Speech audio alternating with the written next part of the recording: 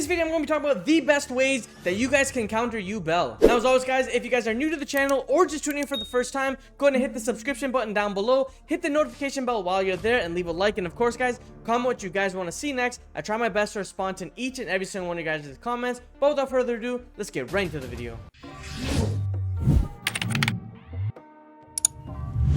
Alright guys, now we are getting on to the combo video. Now what I'm going to do is I'm going to break down like each and every single kind of hand trap or counter that I think is personally good. And then if you guys have any others, please comment down below, like message me on Twitter. Speaking of Twitter, guys, I have launched a Twitter. I'm decently active on it, so just go ahead and follow me. The links that will be down below. I also plan on going live on Twitch very soon, like if not in a couple of days, or maybe literally the day of this video gets uploaded. So check that out as well, guys. But of course, starting off, we will be talking about Ash Blossom and Joyous Spring. Now, Ash is a little interesting in the deck because there are multiple points where you can Ash them, but in my opinion, there's not a lot of quote-unquote choke points for it. So basically, of course, depending on their hand, right? But if we kind of are afraid or we have different hand traps, if our opponent activates Nightmare Throne, this is a decent Ash Blossom target. The reason why I say that is like usually I would like to wait because no matter what Nightmare Throne gets, for example, like it can get Lotus or Beckoning Beast, these are all cards that you can absolutely hand trap with Ash instead. So like if they activate Nightmare Throne trying to get the missing piece and you Ash them, now all of a sudden you're into like this weird predicament where you're like, okay, like technically I could have Ashed something else, but it's better to wait, especially if you have other hand traps. If it's your only hand trap, there can be an argument because like if you have an extender, it gets a little weird because like Dark Beckoning Beast, it gives you an additional normal summon of a Fiend monster, and like Ash only negates the initial effect, which is like Search. It doesn't negate the entire card's effect, so there's an argument to be found there. But in my opinion, if they go for Lotus, Ash just absolutely blows it out the water. But there is another point as well. So again, guys, you guys can see here, if our opponent adds our Lotus, then we can Ash here, and it's really good here, like because they committed the normal summon, their additional normal summon, it's very powerful. But let's say that we choose not to Ash Blossom in that specific angle, and now we go ahead and just continue. They summon that Spirit of Yubel. Personally, I would not want to Ash Blossom this.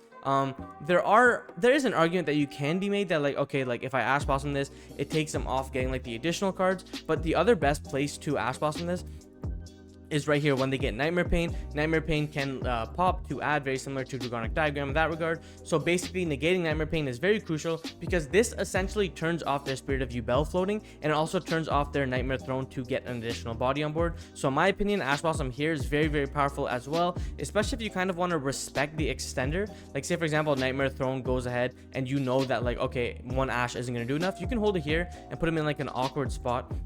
Again, Yubel is just one of those decks that's like really powerful. Exactly like I said before here, they already have a Yubel on board that can work with Shavara or Grave Squirmer. It gets a little annoying, but again, like will still prevent like Nightmare Pain from going off, which forces their hand, and then they get less bodies in that regard. But like I said before, Ash early is a lot better in that case, especially because like there's a bunch of lines that this deck can do, and that's kind of what makes it very powerful. Like it's a combo deck that kind of can go mid-range as well, so usually one hand trap won't do you justice, so you want to kind of have multiple hand traps. So moving on to another hand trap that you guys can talk about is basically going to be Infinite Impermanence. Now Imperm is very similar to Ash Blossom, however Imperm can only react to the monsters, whereas Imperm can only react to monsters where Ash can't. So basically like if our opponent goes normal summon Dark Beckoning Beast, we can Imperm here. Now Imperm here is very strong because not only do they commit the normal summon, they lose the Search of opening of the Spirit's Gates, and they also lose the additional normal summon of a Fiend monster. So if they have multiple normal summons in their hand and they went this route, like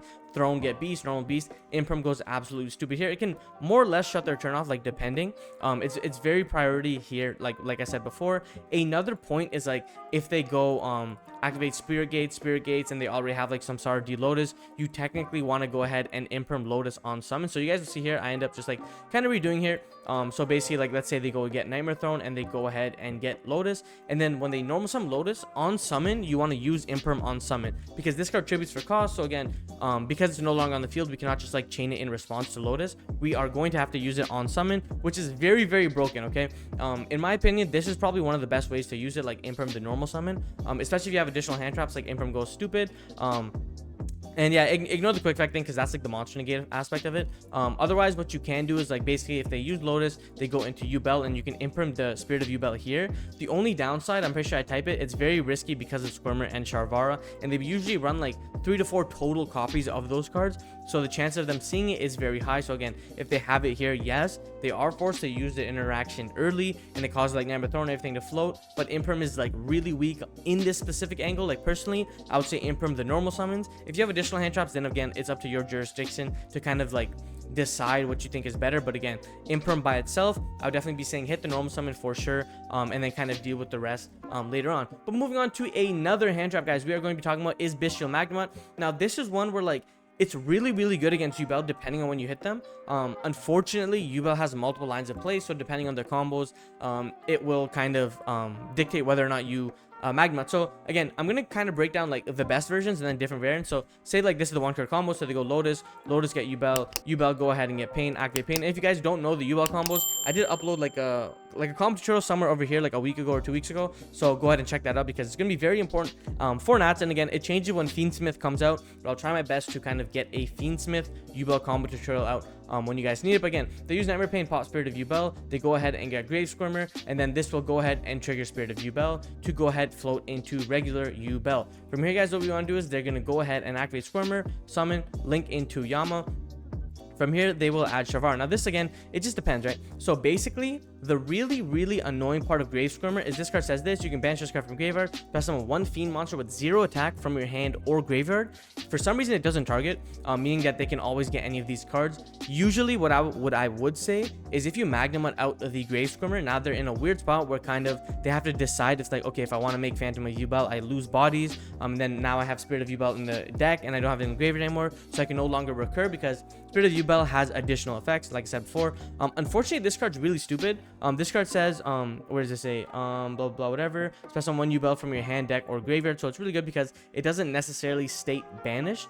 That is banished. Yeah, it does, right? So banishing the regular Yubel is going to be really annoying because Spirit of Yubel can float. So the two best targets, in my opinion, are going to be Spirit of Yubel or Gruesome Grave Squirmer. So you guys will see here, I end up Magnemiting. Like I said before, it depends on different choices. Usually what you want to do is you want to hit the Grave Squirmer because that's the guaranteed follow-up. Additionally, if they have multiple kind of cards in their graveyard, then you want to hit the Spirit of Yubel because now they can only reborn Yubel, and then it kind of gets them in a weird spot. And then the final option, like the third option, is you want to be able to hit Samsara D Lotus in the graveyard because at least it puts them off one disruption, because this card says this: during the end phase, blah blah whatever, while you control a Yubel monster quick effect, you contribute this card. The activated effect becomes destroy when Yubel. Very similar to Phantom Yubel, and says if you control a Yubel and this card is in your graveyard, you can add this card from your hand or special summon it. One thing about this is it has to be Yubel. It cannot be like a Yubel monster like Spirit of Yubel. So that's something important to note. But again, the negate, it can use it with any Yubel monster. So again, Bystials are really good. It's just kind of like you have to read the play and see the line they're going for. Like I said before, if they're doing the Nightmare Throne play and they have like a bunch of monsters already in graveyard, I would say 99% of the time hit the Squirmer, and then like the 10% time you want to hit the Spirit of Yubel. But that's it for kind of like the Bystials. Now we're gonna move on here again. We will move on to Ghost, Ogre, and Snow Rabbit. Now Ogre, kind of very similar to Ash, although Ogre kind of has like one really good application, and you guys will see here it's really on Nightmare Pain. So again, Lotus, get Yubel, go into Nightmare Pain, and then go ahead, they go Nightmare Pain, activate, and you go Ogre, and now they lose the Nightmare Pain. And Nightmare Pain is really good. So it has the first effect: destroy one dark monster from your hand or field to the graveyard, which is really good. But it also has the second effect where it says your opponent must attack Yubel monsters and your opponent takes any battle damage you would. So that is not on the Spirit of Yubel effect, that is on Nightmare Pain. So very good. Ogre clears like a 3 effect card, which is really good. That's really the only option personally. Like some people like to do it here, which is like in my opinion really stupid. They go Nightmare Pain, they pop, they get Grave Squirmer, and then it's like Chain Link 1, Chain Link 2. So when people use the throne, you can Ogre it. That's just like the dumbest. Like literally do never ever do that. And then there's like a fine niche option where like a lot of people are starting to play Mature Chronicle, which is basically like the special summon one Yubel monster from your graveyard. So like if for some reason they don't have Nightmare Pain, like we can technically Ogre Mature Chronicle instead, and it kind of has the same application where it gets the card off the board. But in my opinion, like I said before, Nightmare Pain is the best card and the only card you want to Ogre no matter what, because it shuts off their entire turn. It makes them feel really stupid as well. They're kind of stun locked and they don't really know what to do, so Ogre is very good in that regard. And then moving on to another card, it is going to be Droll and Lockbird. Now Droll is probably going to be in a lot of main decks, especially post info. because of Fiendsmith, right? So it searches all the time. You guys will see what I'm talking about very shortly. But from here, guys, let's say our opponent starts off with Nightmare Throne, right? They go activate Nightmare Throne lets them add. So they go ahead and add Lotus. We drop Droll here, and now you guys will see like their play gets stunned. Again, they go normal Lotus summon Yubel. Yubel go ahead and set Nightmare Pain, and now they can't activate Nightmare Pain, so it's really, really good in that regard. Droll is really, really insane, in my opinion. It's one of those cards that will absolutely be main decked at NAWCQ, like don't be surprised at the NAWCQ. Very similarly to Dark Beckoning Beast, they go normal Beast, right? They go normal beast effect, get the gates, activate the gates. On resolution, we're going to Droll them. Now they can't search, and then again it turns off other plays as well, other extenders, things of that nature. And then it also stops the Fiendsmith engine. So right here, I have a very quick sample OCG list, and right here Fiendsmith practice says add 1 Light Fiend monster from deck to your hand, then discard 1 card, right? So if they start with like Practice, we Droll them there, they can no longer add, right? Engraver of the Mark has the same thing, or Fiendsmith, discard this card, add 1 Fiendsmith spell or trap card. So if they start with this, like discard Fiendsmith, you Droll them, it cuts them off that line.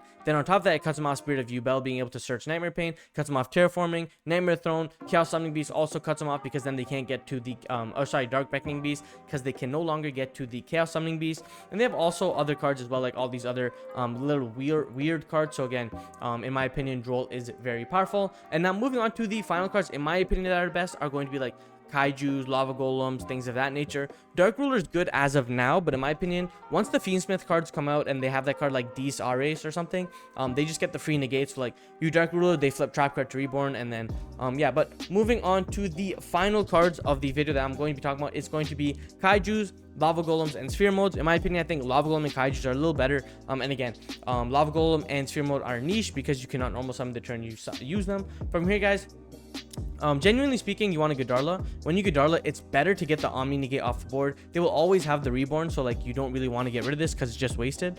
So you always want to get rid of Brutus, the Omni. Very, very powerful. Unless like your deck cannot deal with like the double monster negate, but it can just like the one negate, then it's really good in that regard, especially because it has to detach again to negate or destroy. So it's really good. It's really stupid that they have like one Omni, if not 2 Omni, so it's really dumb. Lava Golem is really good because it just gets rid of the 2, right? So, and then Sphere Mode as well. Sphere Mode's good because you can clear all 3, but again, in this kind of board state, Lava Golem does enough. But I mean, you're not really complaining if you have all of them, so it's really good. And then similarly, like they also went on a board where they just kind of have Phantom of Yubel on the board, so it's very similar choices as well. Like I said before, Sphere Mode gets a lot better because you can go Phantom, and then you can do Varutus, Appaloosa, really good in that regard. On top of that as well, guys, what you can do is if you have like Lava Golem or Godarla, Lava Golem hits like the 2 problematic cards, so be it Varutus, Appaloosa, or be it just Phantom of Yubel, it's very good in that regard. Similarly to the Kaijus, like I said before, Kaijus aren't that good, but if you think that double monster negate is enough, you just Kaiju that hole, and then you don't really need to deal with it. And then another end board, they end on like when they're kind of hit by hand traps, they end on a kind of a similar board to this, where it's like Soul of Rage plus Phantom plus Varutus, so it's really good in that regard. And again, very similarly, you can Kaiju, you can Lava Golem, you can Sphere Mode. Again, the end boards change depending on like what you hit them with hand traps, if they ended on 1 or 2, so it's very, very important to kind of adjust kind of your deck and make sure you're ready for it, because you don't want to overside. So just make sure you guys know the interactions, because even though I've told you like the best hand traps and the best cards to use, it's up to you guys to kind of like practice and test and then figure it out. And then again, like I said before, guys, if there are any other kind of tech choices that you guys want to know or you guys know, please comment down below, guys. Let me know down below. And again, guys, my name's Hamza. Like I always say, keep on shining, everyone, your dreams. Peace.